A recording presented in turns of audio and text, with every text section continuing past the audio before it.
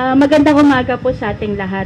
Iyuko po natin ang ating mga ulo at damhin ang presensya ng ating Panginoon. Sa ngalan ng Ama, ng Anak at ng Espiritu Santo. Amen.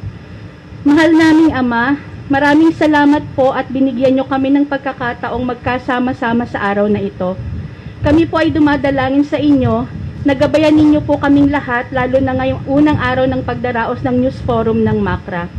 Bantayan at talalayan mo po kami sa aming pagtatrabaho at tulungang makapaghatid ng mga balita at impormasyon na makatutulong sa ating mga mamamayan, pamahalaan at bansa. Pagpalain at gabayan din po ninyo ang aming panauhing pandangal para sa araw na ito. Gayon din po ang lahat ng mga kasamahan namin sa hanap buhay at lahat ng mga taong naririto ngayon na naglaan ng kanilang oras at panahon upang kami ay samahan at suportahan para sa ikatatagumpay ng ating News Forum. Ipakita at ipadama mo po sana sa amin ang iyong walang maliw na pagmamahal at pagpapala sa buong araw ng aming pagtatrabaho hanggang sa kami ay makauwi na sa aming mga tahanan at pamilya. Hinihiling po namin ito sa matamis na pangalan ng aming Panginoong Jesus. Ang lahat ay magsabi ng Amen. Amen. Sa ngalan ng Ama, ng Anak at ng Espiritu Santo. Amen. Good morning, guys. Welcome to the very first Balitaan sa Harbor View. Before we start, may we call on Miss Ichi Kabayan for our welcome remarks. Magandang umaga po sa ating lahat. Kagaya nga po na sinabi ng aking kasamahan na si Ann, maraming salamat po sa paglalaan ninyo ng oras para sa pilot forum ng Manila City Hall Reporters Association or MACRA. Just for a brief backgrounder, ang MACRA po ay the group of reporters covering the Manila City Hall. We come from various mainstream media, and we've been covering for I think 5 mayors already. We've covered 5 mayors. Now, without further ado, I'd like to introduce our guest speaker, our special guest for our pilot forum. Siya po ang isa, kung hindi man ang pinaka-colorful and most vibrant mayor that the country has ever had. Ay makulay ito. This forum, by the way, is just a pilot forum, kaya we're making it light. Wala po tayong politika, at ang pakiusap ko lamang po, wala po sana magtatanong ng politika at bastusan. This is a very light forum, and we're just here to have fun, dahil alam ko marami po nakakamiss sa inyo kay Citizen Isko. Eto po, let's hear from him first. Thank you. Thank you, Miss Ichi at kay Andy. Si Andy, 18 anyos pa lang ako nang makuha ko ni Andy. Andy, I've known Andy since That's Entertainment days when he used to write para sa mga artista, no? At ang MACRA naman, bumubuo nito, marami sa inyo, especially si Ichi. I've known you since 1998, no? Ayan na, nagkakabistuhan na ng mga edad, no? Dahil when I entered into public service, that was 1998, ang madalas na mag-cover, hindi lang sa Office of the Mayor, but also by the City Council. Kasi totoo po yung sinabi ni Ichi kanina, very colorful ang Manila City Council. At maraming magagaling na individual ang nahalal at mga talagang matatalino, no, na masigasig magtrabaho sa Konseho ng Maynila na nakasama ko.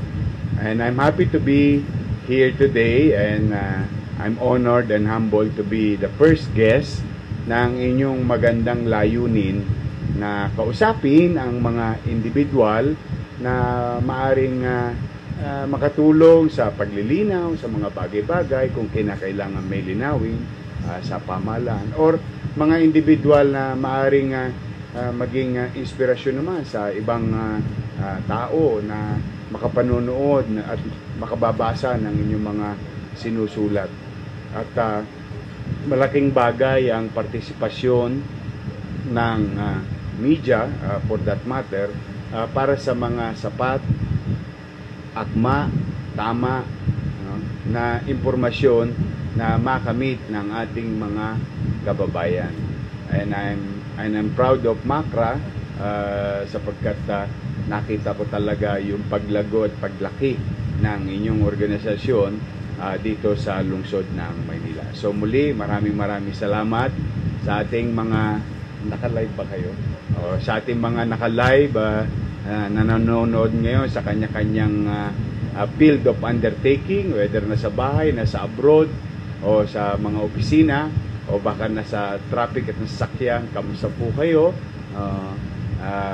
Welcome po kayo sa Maynila. Thank you very much. Okay, by the way, yung may mga itatanong, kasi may mga nakapila ng tanong kay Pat, you can go to him. Pag mamaya, ipanyo nga yung camera kay Pat kasi gusto kumuha ng tip. Di ba sabi natin na Macra pwede maging inspirasyon? Oh, bakit pumuti si Pat? Ano tinitira mo, Pat? Pa-share naman. O, teka muna, first question. Now, you are a citizen isko. Ano ang pinagkakaabalahan mo? What's keeping you busy these days? Well, first, as I have said sa pamilya ko, I'm very happy. Mas marami akong time ngayon sa mga anak ko, sa pamilya, no? At nakakapaglibot kami na at the same manner, katulad na nabanggit ko kay Andy, where I started in showbiz, no? I wanted to pay it forward. When I say pay it forward, I created, my kids and I created a place wherein we can help yung ating mga content creator, no? Bumabalik ako doon sa una kong linya, which is yung showbiz. But in this case, we wanted to help them na mas ma-elevate yung content value or the quality of the content. So we just created Scott Media. It's a production house. It's being built as we speak in BGC.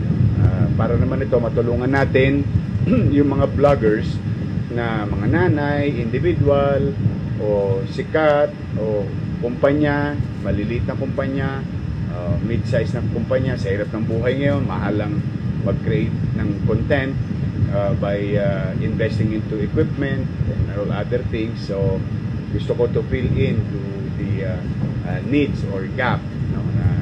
At para naman sa ganoon, makalingon naman lang ako ng kaunti doon sa kung saan ako nagsimula. So pamilya at saka yung new business sa venture. Scott is your palayaw, di ba? Nung bata ka pa. Palayaw. So is this Scott S-C-O-T-T o yung may TH pa? Scott. Yung naaraw sa akin may H. Pero ito yung pangalan nung apo ko. Wow. So Yorme, ang nangyari, busy ka sa buhay pamilya. How's the first time being a lolo? Nako, syempre, you've seen me so many times when I always say life is life, no? And in this case, it's a blessing. Happy naman ako. Syempre, mana sa lolo, hindi sa charot. Masaya naman ako. And I'm proud of Joaquin. He's being responsible also. Being responsible to his son. Happy pagka siguro totoo yung minsan kasabihan, mas natutuwa ka doon sa yung interest. Yung tubo. Okay naman. Ba't hindi pa napapublicize yung pangalan ng apo? Hindi naman. You know me, I think Macra, for that matter, pagdating sa pamilya ko, hindi sila involved sa politics, no? When I'm in politics, I don't make them part of the government. Alam niyo yan, kasi it's a matter of belief. Hindi kami pwedeng sabay-sabay sa gobyerno. Hindi ako naniniwala doon. There's no monopoly of knowledge, no? Kaya as much as possible private sila, better. Kasi at least gusto ko lang maging normal na individual sila, makakaikot. You very seldom see my wife, my sons, my kids, no, except for a special occasion. Yun, si Joaquin nag into showbiz career. Other than that, we opted to have it more normal, day-to-day thing. So yun lang yung tingin kong isang tulong ko na rin sa kanila na makapamuhay sila ng the way yung ordinaryong tao namumuhay. Pat, yung nakalinyang tanong? Habang wala pa dito sa no, nag-prepare kami mayor ng mga tanong. Ito ang pinakaunang-una napansin namin pinakamahalaga. Hindi tayo makakaiwas sa politikong konti. Sure. After nitong eleksyon, 1 year after may election ban. Pag may nag-aalok ba o if so, tatanggapin mo ba? Well, wala naman direct. May mga pasabi-sabi lang, pero walang direct. I'm honored and when I'm being offered by friends, but it's not coming from the horse's mouth, no. For now, kasi nakapokus ako tumulong sa mga sa bayan by creating jobs. No? Doing business is to create jobs, and this will help the country in our own little way as citizen ISCO. No? Focus ako sa pamilya ko. I'll cross the bridge when I get there. But for now, I'm okay with this situation. Very happy and excited for those individuals who needs our services in the coming weeks of this year. Ito, pinakahihintay ng taong bayan to, your next move. Ano ang plano mo sa 2025? Is it local or national or whatever kung ano? Well, to survive. Sa hirap ng buhay. Oo, ang hirap ng buhay ng tao ngayon. Naalala nyo, Pat, ito, on the side. Let's just see things clearly. Remember nung mga nanay-tatay natin, ang pinoproblema nila nung araw, presyo ng karne, ng isda, ng bigas. Di ba yan? Lagi yan karne. Whether manok, baboy, baka, isda, o bigas. O ngayon naman tayo mga anak, umabot na tayo sa punto pinoproblema natin, pansahog. Sibuyas, bawang, sili, kamati. Di ba? So, ibig sabihin, analogy, no?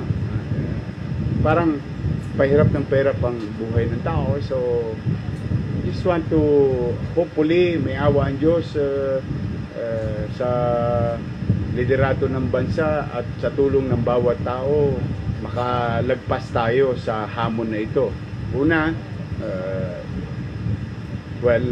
kahit papaano, masasabi natin na in the case of City of Manila, through the leadership of Manila Health Department, at the time, through the leadership of Vice Mayor, then now Mayor Hani Lacuna, leading the healthcare sector in times of talagang nagkakaroon ng problema sa pandemya, nakaraos tayo.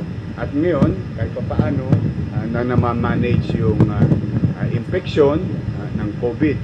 Pero hindi pa tayo nakaka-recover sa COVID, meron pa tayong bagong challenges ngayon, no? Yung animosities between countries. So, with those things happening, plus the economy, I think the least thing na mapag-uusapan talaga natin is politika or political growth or political dreams ng mga politiko. So kaya in my own little way as a citizen, trying to be of service. Kasi pwede naman tayo maging part ng service tayong mga mamamayan, no? Following simple rules, following traffic rules, following your fulfilling your obligation as a citizen, and try to survive and make a living out of this situation. Napakahirap ng buhay ng tao. In the meantime pala, babalik ka ba showbiz? Ito parang showbiz din to. Pero doon na kami sa on how to produce hopefully another Isko. How to create yung mga marami kasi may talent eh. Alam mo, when you may mga nakikita ko sa TikTok at saka sa short ng YouTube at iba pang mga reels, marami mga talentado. Talagang Diyos ko, aral ako ng aral kumanta. Aral ng aral sumayaw. Yung kanta lang ang walang hilig sa akin. Sample daw, sample. Nagkabarilan ng sample. So anyway, pero yung, di ba makikita mo ibang bata, so good thing with technology nowadays, any John Doe's and Mary can have an opportunity to show yung kanyang talent. So yun, baka doon makatulong man lamang tayo, parang pay it forward. Yung tumangkilik sa aking industriya, siya naman bagang malingungkot, baka maging bahagi ako maging dagdag ng pag-angat ng industriyang pelikula o telebisyon or digital ng ating bansa. So masasabi natin yung question number 2, local, wala pa yan sa trabaho lang muna. Yan lang muna. I'm happy now. Okay. Citizen Isko. Okay, Mayor, magtatanong po si Miss Marian from Balita. Magandang umaga po. Morning. Yorme, hingi lang po sana kami ng assessment mula sa inyo para sa 100 days po ni PBBM at ni Mayora Hani Lacuna. Thank you, Comment Marian. lang po. Well, kanina, a few minutes ago, nasabi ko na yung suliranin na kinakaharap ng mundo, no? Hindi lang ng ating bansa. So, talaga na I cannot imagine yung hirap na pinagdaraanan ni Pangulong Marcos nowadays, no? Kasi talaga it's going to be very challenging days ahead of us. Napakahirap siguro maging pangulo ng bansa sa gitna ng giyera sa Europa, ekonomiya, and all other problems that he is facing nowadays. Kaya nga ang panawagan natin, as I think in the past weeks you saw me saying that tulungan natin ang ating bansa, tulungan natin ang pangulo ng bansa, mga senador, mga gobernador, mga namamahala, mayor, mga leader ng ating bansa, tulungan natin bilang mamamayan. Ang tanong, Yorme, Citizen Isko, paano naman kami makakatulong? Hindi naman ordinaryong mamamayan lang kami. Yung bang, limbawa, pagiging masinop sa buhay, episyente, or pagsunod sa mga simpleng alituntunin, batas trapiko, o mga bagay na obligasyon mo sa iyong sarili, sa iyong pamilya, sa iyong pamayanan, yung pagtupad ng iyong mga tungkulin bilang mamamayan, malaking tulong na yun sa liderato. Kaya talagang tingin ko talagang malaking challenge kay Pangulong Marcos. But so far, I think he's on the right track. Talagang mahirap lang, no? Mahirap lang yung sitwasyon niya. Kasi may internal, huwag tayo sasama sa mga individual na ang layunin lang pabagsakin ng gobyerno.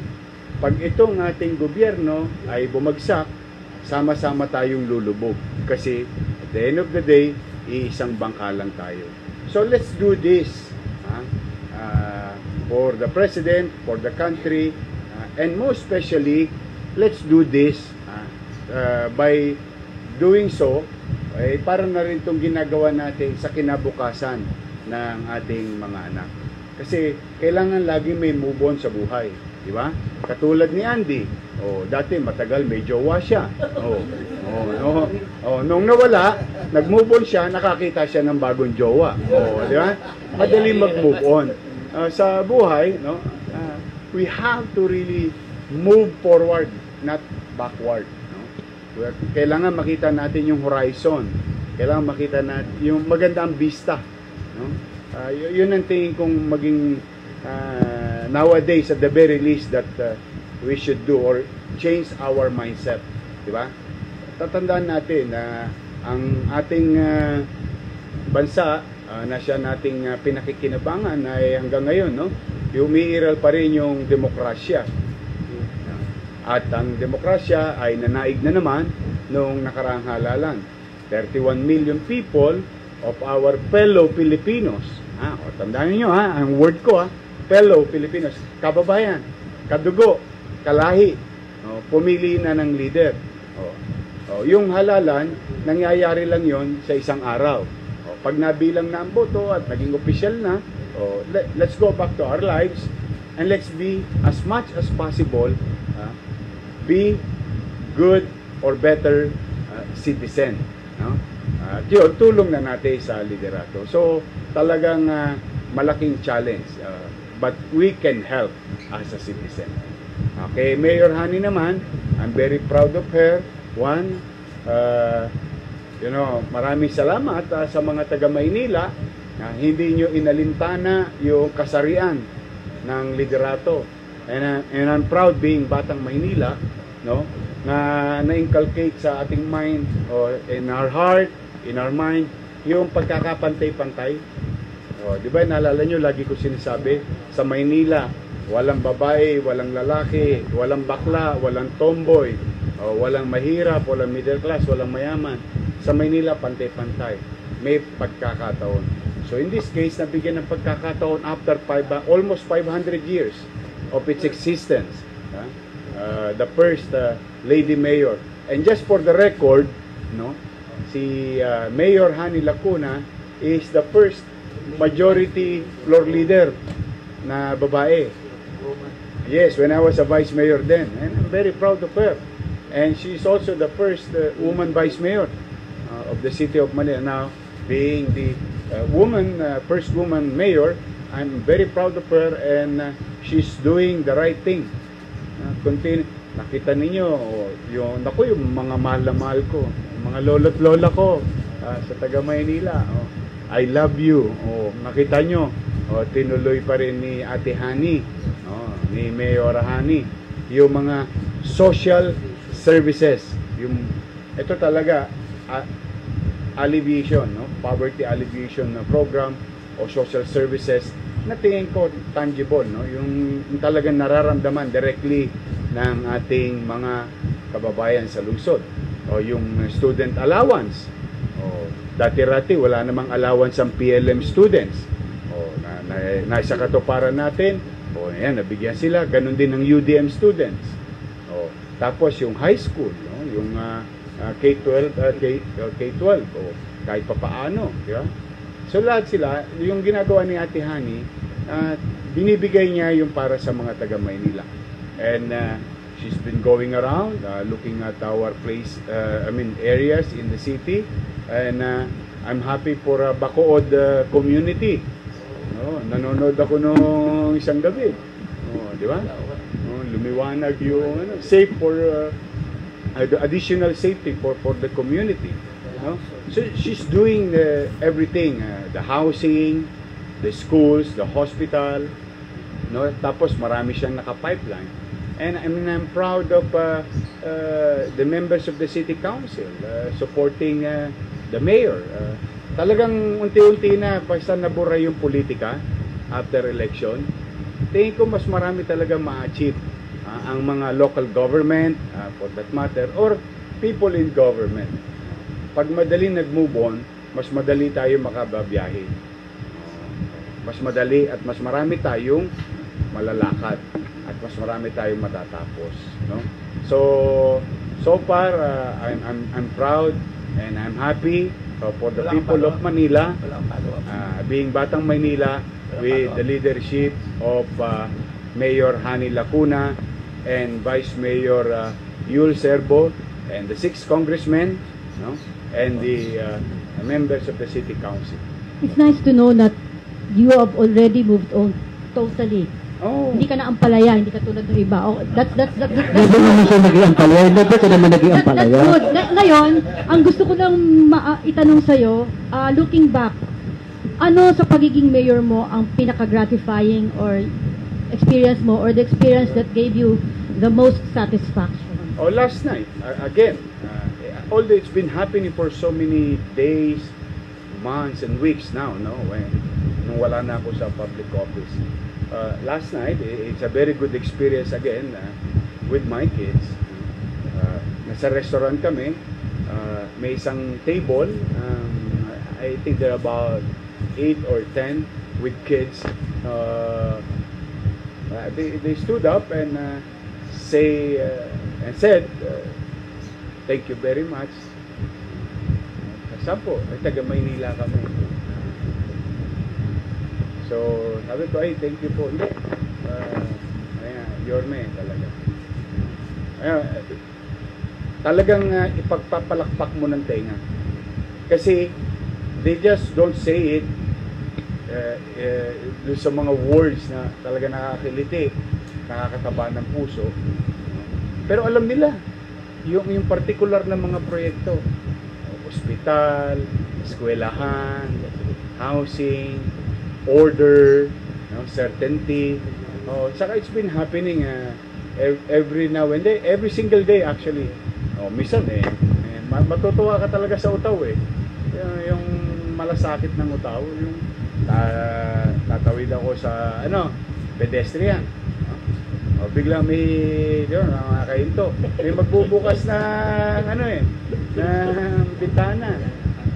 Talagang mag-e-effort. Sisigaw, Yorme, 2 joints. So yun yung gratifying, no? When people whether in abroad, nako, sa abroad grabe. Mas maiiyak appreciation, appreciation. Kaya nga sabi ko sa mga anak ko, always protect your character. There is winning, there is losing. But you don't have to lose yourself. Di ba? Ito kita mo yung mga ganitong bagay na na-appreciate nila na yung mga imposible posible pala. And people, tahimik lang ang tao, no? Mag-oobserba, but talagang lumalapit sila, sinasabi nila yung appreciation nila in our own little way, doing our job at that time. Okay, ang susunod ba magtatanong ay si Mylene from Bulgar. Morning, Yorme. Morning. Congrats ulit. Yorme, regarding lang po sa, balik lang tayo sa showbiz. Are you in favor of that na magpa-drug test ang mga showbiz personalities? Well, it's okay if it is required by law. It has to be. Sa akin kasi, as much as possible, no? Wala namang atang perpektong industriya, no? Kasi talagang sumisira talaga ng buhay ito, or negosyo, or career, or pamilya, especially pamilya, itong sinasabing mga pinagbabawal na gamot. But at least if there is some rules that going to be implemented by outfit, TV outfit or movie outfit or production, it can be done naman. Yes, so why not? Iwasan talaga, grabe. Alam mo, ang saklap na nagiging biktima ka ng ganitong mga masasamang substance na to. Napakalungkot. I really cannot imagine yung ganitong klase. Kaya talaga paigtingin talaga natin dapat talaga yung pagbibigay ng attention sa mga substance na to. Citizen Isko, speaking of drugs, what is your take on the Senator Robin Padilla's proposed bill na legalization of medical marijuana? Well, when you say medical marijuana, it is not for me to answer, or I'm no doctor, no. But looking at the world, tingnan lang natin yung yung ibang bansa o sa ibang bahagi ng mundo, yung kanilang mga scientifico napatunayan na, no? Ibig sabihin, meron ng mga state o mga bayan o bansa, no, na tinatanggap na ito. So, ano ang nakita ng mga scientificong ito, ng mga doktor na ito, no? Sa buti na dinudulot ito sa isang taong may sakit, no? Particular na may sakit. So, if that is the case, when it is adopted by the regulatory agencies in the health sector, for that matter, itong mga bansa na ito, I think siguro it's high time for us to study it also. Hindi naman ako sa akin, no? Ang paniwala ko ay may kakayanan naman yung ating mga doktor, scientifico and regulatory agencies, in this case DOH, may kakayanang pag-aralan ang maigi. Ito ba'y may buting idudulot sa isang may sakit, physically or mentally? Kasi as far as other countries is concerned, they have done it, studied it well, and it is legally accepted by the big portion of it, the medical environment or medical community, for that matter. So tingin ko dapat pag-aralan na kung makakatulong. Kasi ewan ko, naalala nyo nung araw, hindi ko alam kung paano kayo tinuli, no? Di ba herbs yun? Yung langgas? Hindi nilalanggas ka. So these are herbs. So galing sa mga ninuno natin, nakatutulong ito. Na, you know, hindi, I mean, without any ano, no? It's parang antiseptic siya. Talagang ginagamit ng mga ninuno natin. Even yung panahon ng gera. So this came from mga damon ligaw o halamang ligaw o mga herbs, no? For that matter. So baka, so it has to be attended to, studied thoroughly, and put some measures that these things should not will not be abused by some enterprising individual. Malapit na ang birthday mo. Love to. Oo. We'll celebrate ilang araw my na lang. birthday. Ilang araw na. Oo. What's your birthday wish? Well, I think more on grateful. Salamat sa Diyos. More on kasi sa personal ko wala naman na akong hahanapin pa. Galing ako sa basurahan. Negative nga di ba? So sa akin, anything above zero is positive, no? Siguro pagpapasalamat sa Diyos, no? Sa mga pagkakataon na ibigay sa akin. At ganun din sa taong bayan, sa pagkakataon na ibinigay sa akin. Kung talaga mag-wish ako, ang wish ko talaga is maging successful yung leadership ng ating bansa. Yeah, si Pangulong Marcos, si Vice President Sara Duterte, mga senador, mga gobernador, mayor, congressman, maging successful yung mga leader ng ating bansa sa pamamahala, pangangalaga at pagtugon sa pangangailangan ng ating mamamayan. Kasi nga, ulit-ulitin ko, hindi natin alam. We don't know. Baka ngayon, nagkukwentuhan tayo, may nangyayaring hindi ka nais-nais sa ibang bahagi ng mundo. Anong buhay meron kakarapin ng ating mga anak? So, yun lang siguro ang wish ko. Ang wish ko maging successful silang lahat. Wish ko rin, pangalawang wish ko, yung hindi pagkakaunawaan dala ng politika o mga personalidad, maiwasan na yung sakitan ng damdamin ng magkabilang dalampasigan, magkabilang panig. Ano na tayo, let's just move on, no? Ano na lang, iraos muna natin ang ating bansa, ang ating kapwa, no? sa mga pagsubok ng buhay natin ngayon. Wala namang perpektong tao. Ako po, hindi rin naman ako perfecto. Hindi rin naman perfecto yung alaga ninyo. Meron din naman silang kakulangan. O ganun din yung kasalukuyan. Wala naman perfecto at walang perfectong sitwasyon. But while it is true the world is not perfect, but we can make it a better place together. So yun yung sa akin. Let's just do this for our kids. Tulong muna tayo. Tulong muna tayo. Mabigat itong kinakarap natin at kakarapin natin. Mabuti kung nakaluluwag kayo sa buhay. Hindi nyo iniinda ang 6.1 inflation. Yeah? Hindi nyo iniinda ang hirap sumakay sa jeep, pumasada, maghanap buhay sa kalsada, o pag-grocery. Maraming problema talaga ang tao. So yun na lang dalawang wish ko. Maging matagumpay sila. Tapos tayo magkakwatawad na live and let live principle. Meron po tayong isa pang magtatanong. Si Juliet, ano ba apelyido nito? Abante. Magandang umaga, Yorme. Ang aking tanong saan kasi sa administration magsimula yung no contact apprehension?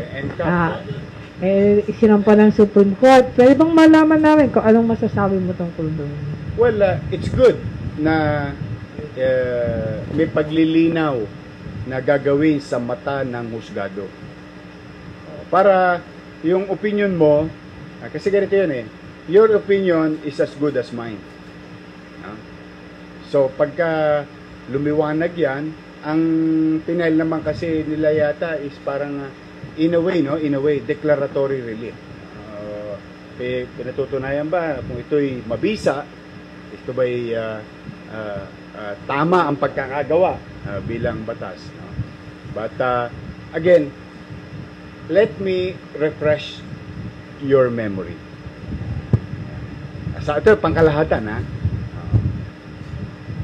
mano-mano ba, tingnan mo nung araw, ito in your subconscious mind, or maybe you will still remember this. In the past, not so long ago, most of us wish na sana makopya natin ang Singapore at saka Amerika pagdating sa, di ba? Uy, sana gamitin nyo yung camera. Ganyan, di ba? I think one way or another, naisip nyo, bakit gano'n sa ibang bansa? Walang kotongan kasi walang human intervention. Winish yun halos ng lahat. I think yung mga manonood natin would agree with me. Lahat tayo pinangarap natin yun. Na sana may camera na lang para wala ng kotongan, wala ng pag-aabuso. Then, dumating yung pagkakataon na ang gobyerno nakinig sa mamamayan. Nag-adapt into technology. Kasi talaga naman nung araw, grabe. 5-5 ang ang complaint. Kasi lahat ng kanto may nakokonyatan. Kotong. Then dumating yung pagkakataon, inadapt. In my case, we adapted to it. At ang hindi rin kaila sa inyo, remember when we were, I think tayo rin na magkakasama nung mayor ako, nagkaroon tayo ng assessment nung unang libreng linggo ng testing. We were in Quirino. Naalala niya? Isang camera lang yon, isang intersection. Tapos tinanong niyo ako, after 1 week of its operation, ilan ang violators? Naalala niyo, nagpag-guess pa ako noon. Sabi ko, wild guess. No right answer, no wrong answer. Sabi, 100, 1,000. Di ba naalala niyo, sabi ko, 50,000 plus. Violation. Traffic violation at the corner of Quirino, Top Avenue. Isang ano lang yan. isang camera. And then you realize it's high time talaga to discipline our street, no? Kasi those data won't fly. So they in-implement na. Ay, naging matagumpay naman. Abay, bakit naging matagumpay? Biriin mo, saan ka nakakita? Ha? Pasensya na po ha, babanggitin ko lang as a matter of reference. Halimbawa, si Jaime Augusto Subel de Ayala, nagda-drive, nag-violate ng traffic sa Manila. At si Juan de la Cruz, na nagda-drive ng jeep, pang-publiko sakyan, nag-violate ng traffic. Pareho silang mabibil. Di ba pinagpantay-pantay? Yung mayaman, hindi na pwede maglakas-lakasan. Yung mahirap, hindi na maapi. Pantay-pantay yung batas na pinahiral. Mahirap, middle class, mayaman. So, napagpantay-pantay ng batas na yan. And another study is bumaba ang responde ng Manila Traffic Parking Bureau sa aksidente sa kalsada. Nung nagkaroon ng disiplina sa Maynila. Ako nga, minsan, di ba, tinanong mo, pumapasyal-pasyal ba? Pag umiikot ako, yung mga intersection dating nababalahura, ni right turn, pag nakalagay doon, no right turn on red signal, walang nagkakanan. Nasunod. Madaling araw, gabi, nagkaroon ng kusang disiplina, nag-adapt ang tao. So, yun ang mga buting na idulot sa atin. Hindi, di ba, nung isang araw, may aksidente na naman sa Rojas Boulevard? Sa Rojas Boulevard, di ba, may na bangga. Kasi, ano ang ipapalit natin sa buhay na nawala dahil lang sa simpleng abusadong driver na gusto hari ng kalsada, kung saan ang gobyerno naman nagbigay ng pagkakapantay-pantay sa pagpapatupad. So, sa akin, I think nung nag-claim ang tao na mag-adapt tayo sa technology, na nag-adapt sa technology, naging maayos, bumuti. But for now, I leave it to Supreme Court what will be the ano ang magiging future ng NCAP. Pero ito po mga kababayan, ito lang sa inyo. Huwag natin maliin ang perspektibo.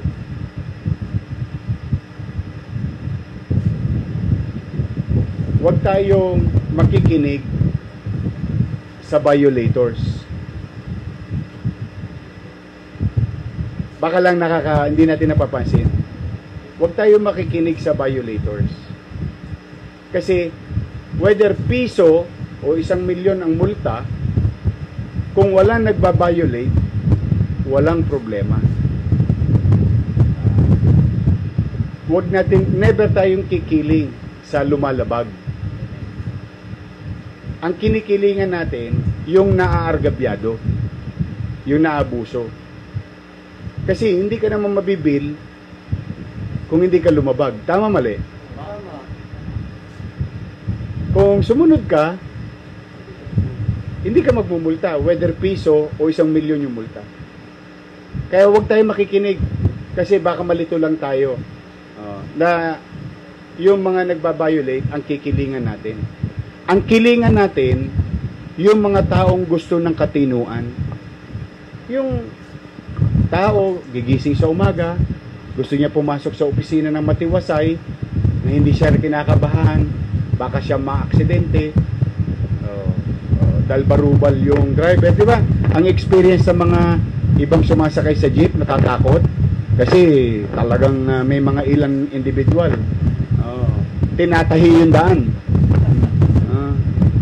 So, yun ang akin dyan. Baka lang makaligtaan natin yung perspective. Ang kakampihan natin, ang kikilingan natin, yung mga taong naapi, naargabyado, at nangangailangan ng tulong, at sumusunod sa responsibilidad niya bilang mamamayan.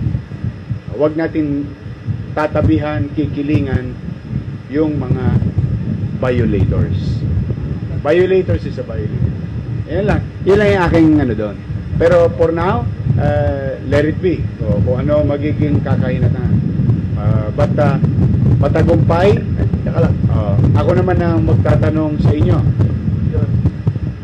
Hanggang ngayon ba may non-contact sa Amerika? Meron. Sa Singapore? Sa ibang bansa? Tanong, baka mali sila. It's two things. Mali tayo o sila mali. Tingnan nyo Iggy, ayoko i-cloud yung minds. I don't want to put clouds in the eyes of our people. Ayokong palabuin yung mata ng tao. Gusto ko lang luminaw yung perspektibo natin. Ano ba ang dulot nito sa atin? Ang pinakamahalaga sa lahat, more than anything else, yung disiplina, is yung mahal mo sa buhay, nagmotor, dahil nagde-deliver sa Grab, nagde-deliver sa Panda Express, nagde-deliver o pumapasok sa trabaho, umalis ng buo, umuwi ng buo. Yun ang mahalaga sa akin. Yung buhay ng bawat isa. Laging ligtas. Pat, meron pang tanong? Meron dito, kasama natin sa radio broadcaster, si Jun Anzuris. Yun. Magandang umaga po, Citizen Isko. Katanungan po tungkol po sa Muslim Cemetery. Oo. Sa inyo po bang talaga, kinalala po ito, no? Sa buong bansa, na ikaw lang ang nagsimula. Sa palagay mo po ba, dapat nang gawin ito sa lahat ng cities? Well, I cannot claim na Manila nagsimula. But at least, I can honestly say, for 500 years of our history, at least, this is our appreciation and making our fellow Muslim brothers and sisters in the city, who is our ancestor, to feel that they belong. A place for them in the city of Manila. That, ayun ang naging goal natin. Now, nakakatuwa lang do sa iniisip na batas ni Senator Robin Hood Padilla na magkaroon ng espasyo yung ating mga kababayang Muslim sa kanilang LGU in terms of sementeryo o paglalagakan ng o paghihimlayan ng kanilang mga nasawing mahal sa buhay, no? Conveniently, kasi alam niyo mga kababayan, as I have said, 1998, I was a counselor then. Based on my experience, hirap na hirap yung mga iba nating mga kapatid na Muslim kapag namamatayan sila. Kasi mahal ang pamasahe sa eroplano, walang espasyo sa Metro Manila, lalo na sa Maynila at that time, kailangan nilang iuwi. So, mabigat ang tosgas talaga.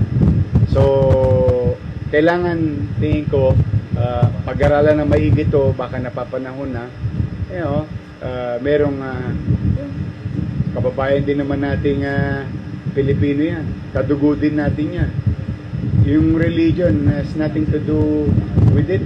Yung maparamdam mo lang na yung kultura, tradisyon, pananaw at paniniwala,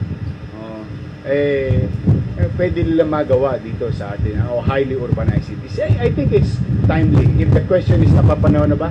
I think so. Yes.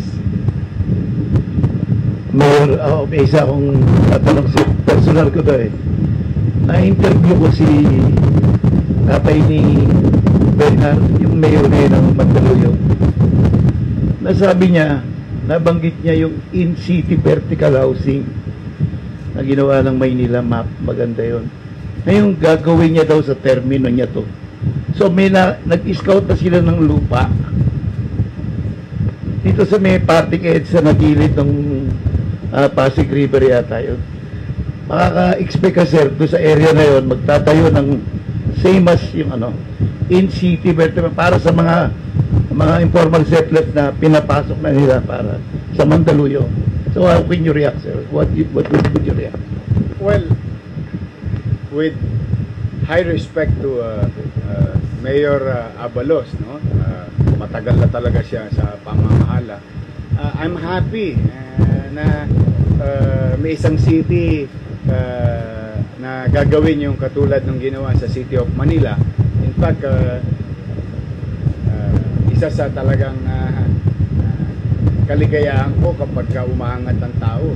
Katulad nung Condominium 1, Condominium 2, Binondominium 1, tapos makikita mo, so may masisilungan na silang maayos, o panatag ang pamumuhay nila, pagpasok ng anak nila, o 10-story fully air-condition yung eskwelahan, tapos pag nagkasakit sila, 10-story fully air-condition na hospital with equipment, no? These are minimum basic needs. Ayan, kung gagawin nyo sa Mandaluyong, naku, masaya ako para sa mga taga Mandaluyong. Now, may ginagawa pa ngayon, 3 sa Maynila, no? Pedro Hill, sa Sebastian, San Lazaro. Ito naman, 20-story. Meron naman tong swimming pool. Yeah. Pamatay eh. Kasi, di ba yung maitaas mo yung antas ng pamumuhay ng tao? Siguro wala nang pinakasukli sa gobyerno o taong gobyerno yung mapataas mo yung antas ng pamumuhay ng tao. Yung mabalik mo yung dignidad. So, I'm excited for the people of Mandaluyong. Congratulations to Mayor Abalos at marami pang city na mayaman din sa Metro Manila. Mas mayaman pa sa Manila, di hamak. And sa Mandaluyong. But this can be done. And this is what in-city vertical housing program done in Manila is duplicated and it can be scalable. At yan ay hindi namin inaangkin na katang-isip lang namin. Sa puso, gusto namin. Sa physical o sa paggawa, kinopya lang namin sa Singapore. And if that thing happened to Singapore, it can happen to Manila. And I think it's going to happen in Mandaluyong. So congratulations to Mayor Abalos. Ano pinaka namimiss mo ngayong city sa Isko ka na? Looking back, ano namimiss mo nung mayor ka? Matulog sa City Hall. 3 months, lockdown eh. Nakakamiss din, no? Kasi makikita mo yung mga TikTok ko. Nakita yung mga TikTok ko, yung mga unang TikTok ko, naka-short ako, kaya sa office yun eh. Yung multo na nanggugulo sa'yo doon, tulog ka, di mo ba namimiss? Kasi may gumagapang sa akin doon, Andy yata pangalan. Pero those are the days that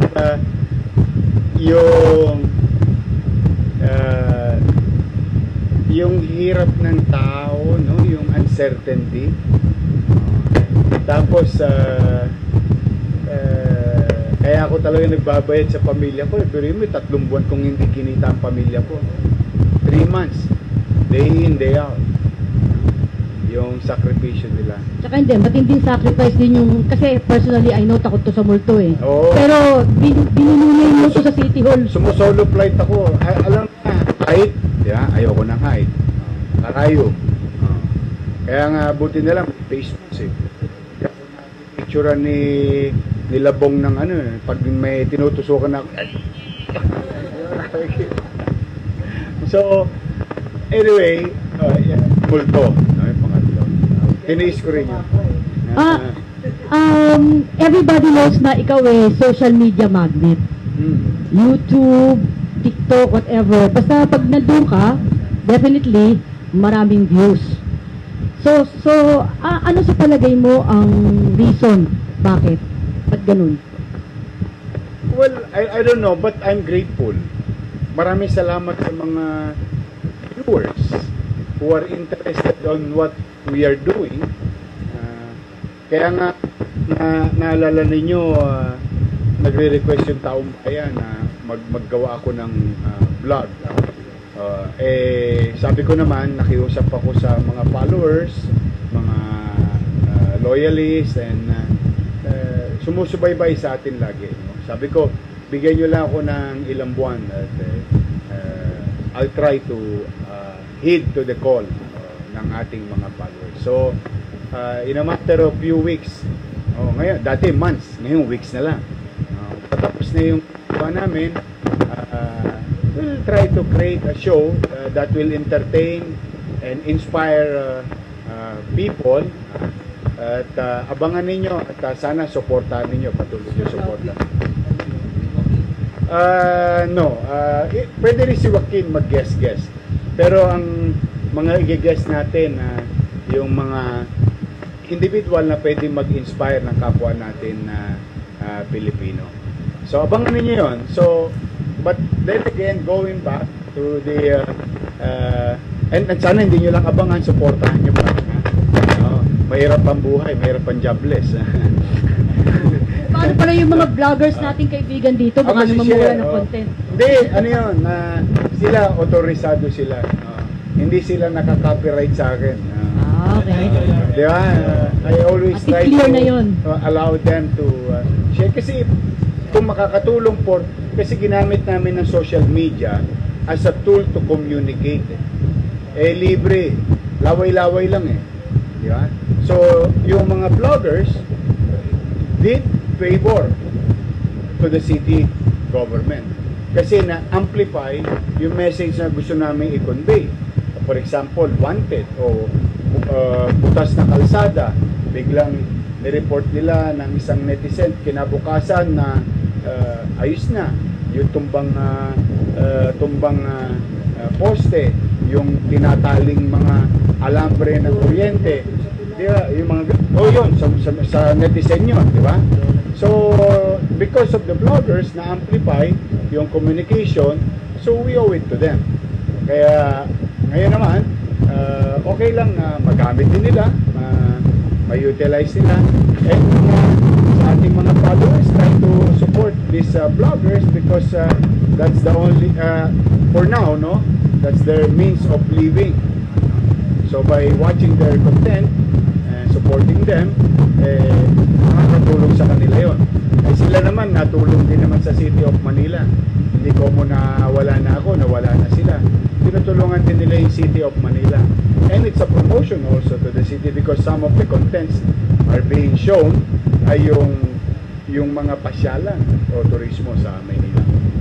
So, sa ating mga kababayan, tabayanan nyo lang, and I hope you support it. And to the other vloggers, you can use our content na hindi kayo makaka-copyright namin. What should we expect dun sa upcoming vlog? I hope makagawa kami ng content to inspire and aspire and make you laugh. Light lang talaga. Very light yung vlog.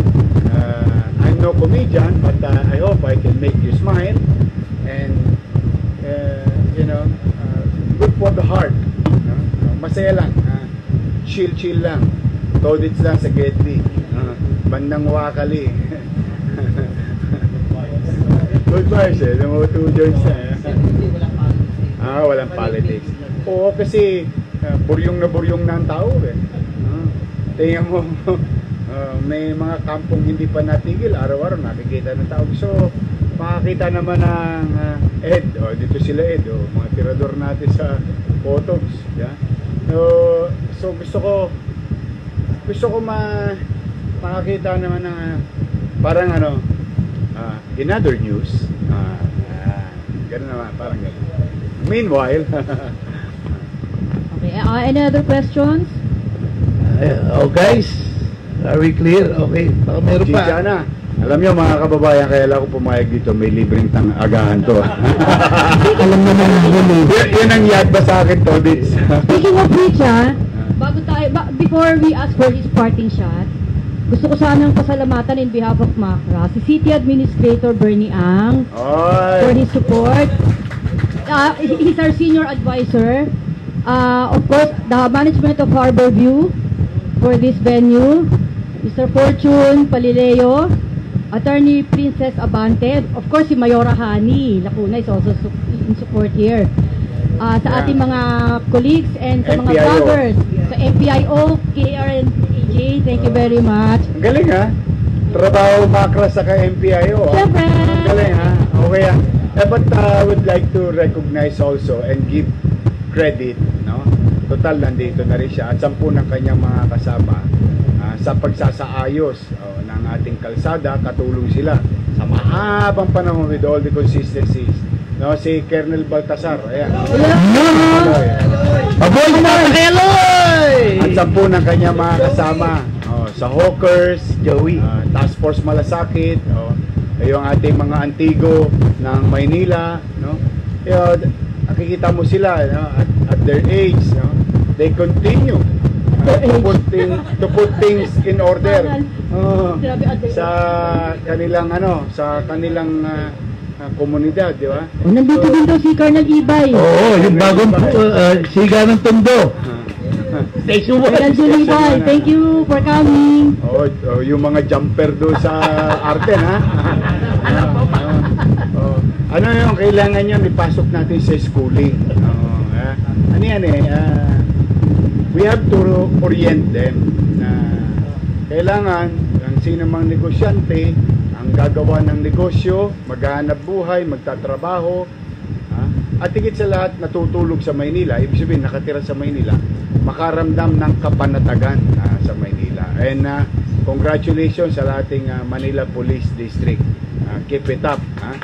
Okay, General Dizon at 10 na mga opisyales ng ating Manila Police District. And again, congratulations, and I'm very proud to Mayor Hani Lacuna for really doing her best every single day. No? Despite mga ampalaya, marami pa. Ang ampalaya kasi maganda yan sa diabetes. Maganda yun sa vaccine. Pero sa totoo lang, ano na lang talaga tayo. Tanggapin na natin ang desisyon ng tao.